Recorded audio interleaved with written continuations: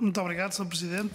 Cumprimentar todos os presentes e, em particular, a delegação da ANAFRE, composta pelo Sr. Presidente e pelo Sr. Vice-Presidente, e realçar, o Sr. Presidente da ANAFRE começou a sua intervenção por realçar a mais-valia do Parlamento ter chamado a ANAFRE para se pronunciar nesta sede sobre aquilo que há de ser a estratégia de Portugal 2030, e eu queria realçar esta mesma importância pelo facto de estarmos a pensar o futuro do país, o contributo do Parlamento para pensarmos o futuro do país e envolvermos a ANAFRE, que representa mais de 3.000 freguesias do nosso país, nesse pensamento, nessa perspectiva de futuro daquilo que venha a ser o desenvolvimento do nosso país. E eu acho que o papel que as freguesias portuguesas têm nesse futuro é importantíssimo, porque todos hoje percebemos a relação de proximidade que as freguesias têm com o seu território, com as populações, e acho que é importante envolvê-los no contexto de também darem o seu contributo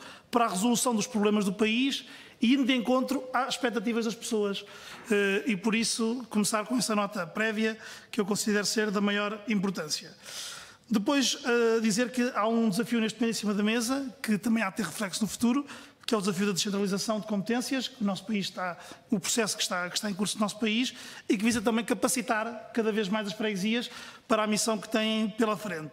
E depois há outra, a médio e longo prazo, que tem a ver com a estratégia Portugal 2030, e acho que a primeira pergunta que se deve fazer é: devem ou não as freguesias serem contempladas no âmbito de poderem ser elas beneficiárias de fundos comunitários no Portugal 2030?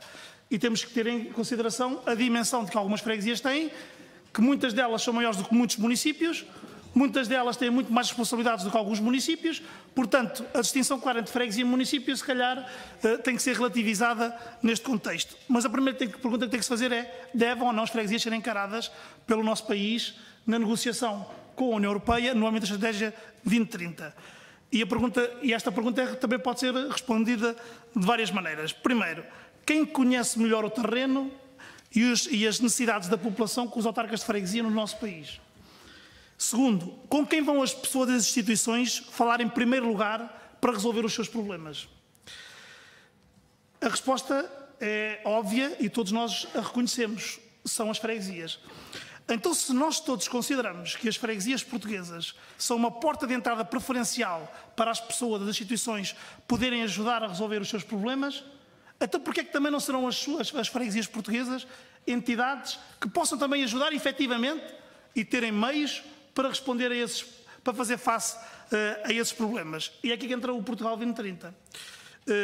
E gostei de ouvir o Sr. Presidente da ANAFRE dizer que, quando defendemos políticas públicas de proximidade em Portugal e no resto da União Europeia, e aqui o resto da União Europeia nós sabemos que anda muito à frente de Portugal, porque nós somos, infelizmente, de acordo com os estudos que existem, um país ainda muito centralista, e estamos a fazer esse caminho positivo de descentralizar, mas realçava as sugestões do Sr. Presidente da ANAFRE.